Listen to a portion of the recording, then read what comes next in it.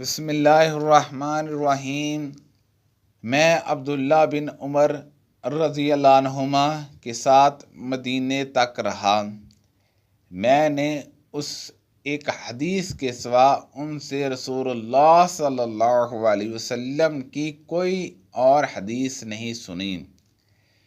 وہ کہتے تھے کہ ہم رسول اللہ صلی اللہ علیہ وسلم کی خدمت میں حاضر تھے کہ آپ صلی اللہ علیہ وسلم کے پاس کھجور کا ایک گابا لایا گیا۔ اسے دیکھ کر آپ صلی اللہ علیہ وسلم نے فرمایا کہ درختوں میں ایک درخت ایسا ہے، اس کی مثال مسلمانوں کی طرح ہے۔ ابن عمر رضی اللہ عنہما کہتے ہیں کہ یہ سن کر میں نے ارادہ